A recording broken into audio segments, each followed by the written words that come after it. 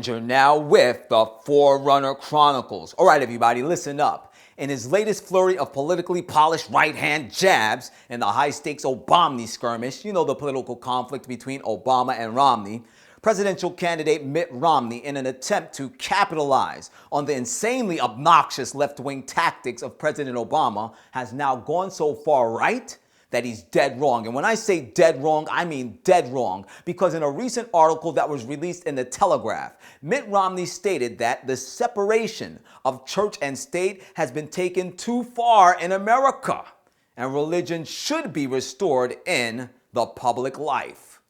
You heard what I said.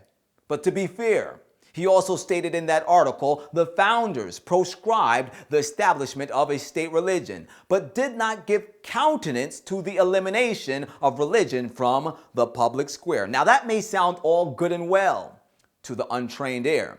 However, what you're getting ready to hear next, it can't sound good to anyone. The attack on religious freedom is definitely not the USA or the land of the free that we were born and raised in, and I would really like to hear what you have to say about that. Yeah, thank you.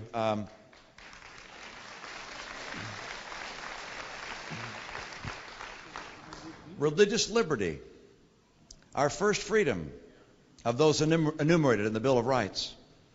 And the President and his administration said they are going to usurp your religious freedom by demanding that you provide products to your employees, if you're the Catholic Church, that violate your own conscience. And so whether it's a Catholic business person or the Catholic Church itself, they're being told what they have to do that violates their religious conscience. That attack on religious freedom, I think, is a dangerous and unfortunate precedent. And I know we're not all Catholic in this room. Many presumably are. But I feel that we're all Catholic today. But I feel that we're all Catholic today. But I feel that we're all Catholic today. All right, so let me get this straight here. The Catholic Church is under fire from the American government because they want to give out contraceptives in their healthcare system. I can understand that. I'm actually it doesn't even make a difference, but this is a religious liberty issue. And because this is a religious liberty issue, every American citizen should now consider themselves or think of themselves as Catholics. That's like saying 1 + 1 = 666. Now you can laugh, but that's actually what all of this is adding up to. Because what Mitt Romney said, it makes no sense. I've listened to that statement at least a jillion times now, if there's such a number. And believe me, even when you know the proper context in which he made that statement, it still doesn't sound right. Why do we all have to be Catholics now? Because we want to maintain religious liberty in America? Because we want to see freedom of conscience continue to flourish in the USA? We should all now think ourselves to be Catholics if we're citizens in this country? What's next? We should all get behind the papacy and help the Pope push his agenda here in the United States of America? You know, this brazen statement of blasphemy on the part of Mitt Romney, this wasn't some impromptu off-the-cuff statement. This was a well-placed move on the political chessboard to garner the support of the Catholic Church and the Evangelical Church here in the USA. And what I don't get is this. Evangelicals, you're Protestants. And Protestants, by definition, are those that protest against the Catholic Church. Although many people have forgotten that definition by now, that is still the definition of a Protestant. And evangelicals do fall under that category of Protestants. So why would a Protestant, an evangelical, even find the whole concept of we are all Catholics now in any shape, form, or fashion appealing? Well, you know, I think John Hagee, the pastor of the 19,000 plus Cornerstone megachurch and the founder and chairperson of the Christian Zionist organization Christians United for Israel and one of the foremost voices in the evangelical movement, has a very interesting statement to make on this in a blanket email that he sent out recently entitled John Hagee on Obama. Take a listen to this. In Pastor John Hagee's blanket email entitled Pastor John Hagee on Obama, he stated, "First, I want to express my profound appreciation to President Barack Obama for doing what all of the Republican candidates have not been able to do for months. He unified the Bible-believing church in America in 1 week over the issue of abortion. When the president ordered the Catholic Church to provide contraceptives to prevent the birth of new life, he hit a nerve in the heart of every true Catholic and evangelical. By now, I hope you're beginning to realize exactly what's going on, because it's something like Isaac Newton's third law of motion. You know, every action has an equal and opposite reaction. And that law of motion, it's not only applicable to moving physical objects, because if you think about it, those principles also apply to moving social ideologies within society as well. I mean, think about it for a minute. If you can move the moral pendulum of society so far to the left due to issues like contraceptives, abortion, or same-sex marriages, then eventually, but inevitably, that very same moral pendulum of society will then move so far to the right, and I mean so far to the right, that society will go right out of its God-given mind. However, in the midst of all of the mayhem, there will be various entities, factions, or organizations that will begin to unite, which would have never united under normal circumstances. You know, I think the Freemasons have a term for that in Latin. It's called ordo ab chaos. In simple English, that simply means order out of chaos.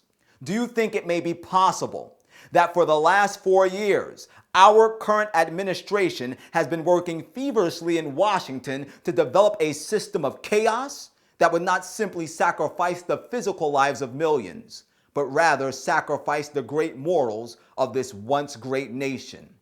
Ladies and gentlemen, it's time to wake up, because what you may not be realizing is that the devil has been able to so efficiently use President Obama and this current administration that they've been able to pull off a feat that the Pope and all of his bishops could not pull off in 2 lifetimes over. This administration, due to pushing various issues like abortion, like same-sex marriage, etc., have now brought about a situation in which the devil has been able to change the image of the Roman Catholic Church in America, so that now the citizens of this country no longer view the Catholic Church as one of the biggest covens of the world's most notorious pedophiles, amongst many other evils, but now as the new champion of religious liberty in our modern day times. Are you kidding me? The Roman Catholic Church isn't the champion of anything but the devil. Because this religious juggernaut, this religious entity is covertly salivating, waiting for its opportunity to once again regain the reins of global supremacy.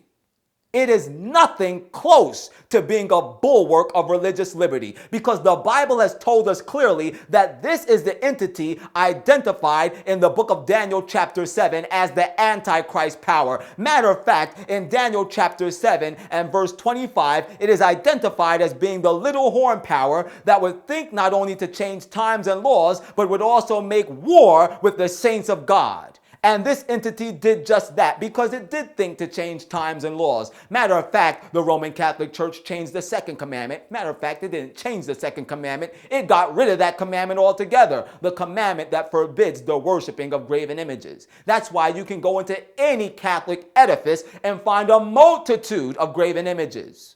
Not only that, but this Antichrist power, the papacy, also thought to change times and laws in a very marked fashion when it sought to abrogate God's fourth commandment, which is the only commandment that is a law that is defined or confined to a specific time period.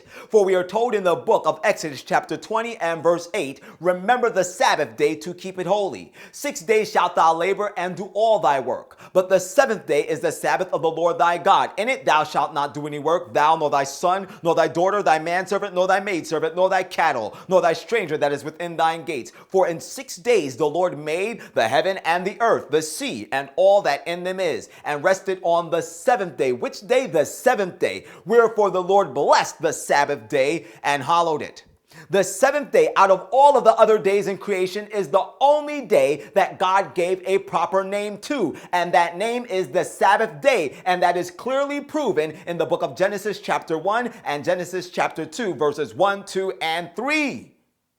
The Sabbath day, the seventh day, is the only day out of all the other days of creation that God blessed and sanctified. Not the first day, not the third day, not the fourth or the fifth, but the seventh day. That means God blessed the seventh day and he sanctified it, meaning he set it aside for holy use, to be a benefit to humanity, that we might not get caught up in the cares of this life, but remember that we were made by the God of the universe, and it is him and him alone that deserves our homage. And what God blesses and sanctifies, no man can overthrow, and no man, no matter what he calls himself, unholy father, has the ability to bless or sanctify anything, not even a sandwich. But the Pontifex Maximus, Emperor Constantine the Great, led out the Holy Roman Church, the unholy Roman Church, in the year 321 AD. Mark that year. In that year, they sought to overthrow God's seventh-day Sabbath by establishing Sunday, the first day of the week, as the new Christian day of rest. That's right, it's in the history books. We're talking about a church that has a rap sheet deeper than the deficit of the United States of America. We're talking about the same papal power that is responsible for hunting down God's woman, God's church, for 1,260 prophetic days in the book of Revelation, chapter 12 and verse 6. For a prophetic times, and dividing of time in Revelation chapter 12 and verse 14. And for a prophetic 42 months in the book of Revelation, chapter 13 and verse 5. And all of these prophetic time periods add up to a literal 1,260 literal days, no, literal years. Because this time period began in the year 538 AD and spanned it all the way through 1798 AD. And during this 1,260 year time period, the papacy hunted down God's people. Over 50 million Christians, women and children included, were sent to bloody graves. We're talking about the same papacy that during this time period unleashed its savage Jesuit order that would take pregnant women and slice open their wombs and take out their unborn children and crush their heads against the walls if these women wouldn't recant. Yeah, that's right. The Pope and his bishops, they're not for abortion. They're only for slaying anything moving that will not submit its conscience to the Pope. And Mitt Romney and John Hagee, they're not the only ones pushing this papal propaganda. But earlier this year in the Washington Post, Glenn Beck released an article entitled, "Why We Are All Catholic Now." Listen to the sentiments that he expressed in this article shortly after his return from a visit to the Vatican. Much earlier this year, in the month of February, Glenn Beck released this article in the Washington Post entitled, "Why We Are All Catholics Now." He wrote this article shortly after his return from a visit to the Vatican.